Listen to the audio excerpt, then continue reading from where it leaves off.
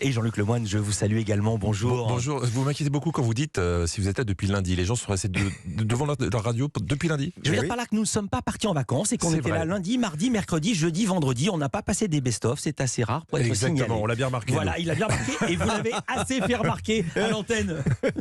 Le pauvre qui avait école tous les jours. Jean-Luc, tous les jours, du lundi au vendredi, vous intéressez à un programme pour nous. C'est votre session de rattrapage. Et le vendredi, vous vous embêtez pas, vous picorez dans l'actualité de la semaine.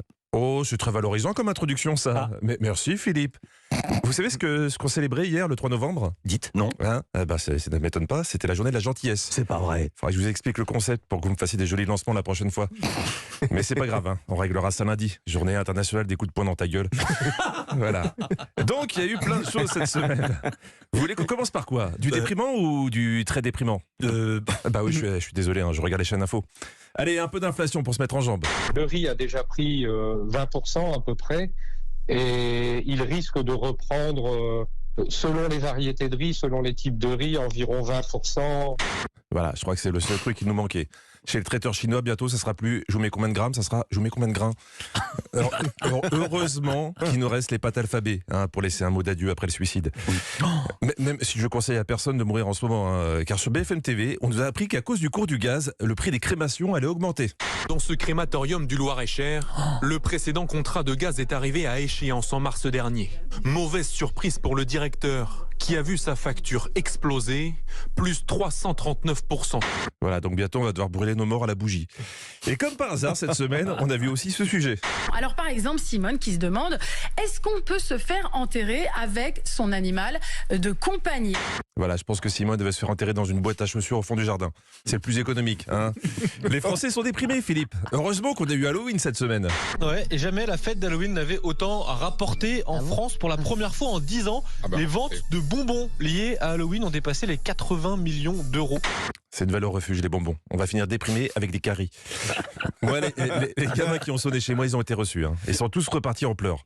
Le problème, c'est que j'avais écouté Perico Légas nous parler d'Halloween juste avant qu'il ne sonne. C'est la fête du cadavre. Et c'est le cadavre de notre civilisation. Voilà. Écoutez. Donc, et que ça soit en France, ou ça soit le plus implanté, c'est vraiment le truc que les Américains nous ont envoyé comme on envoie un virus. Voilà. Donc, quand les gamins ont sonné, je leur ai dit, vous savez qu'Halloween, c'est le cadavre de notre civilisation ? Bande de petits virus. Il paraît que ça se règle assez facilement 15 ans de thérapie. Après, j'ai zappé sur CNews. Il y avait Gérald Darmanin qui nous parlait de son projet de loi. C'est que tous les étrangers qui ont un titre de séjour en France passent un examen de français. S'ils le réussissent, ils restent en France. S'ils ne le réussissent pas, on leur retire le titre de séjour et ils s'en vont. Bon, je peux déjà vous annoncer le départ de Neymar et Messi du PSG.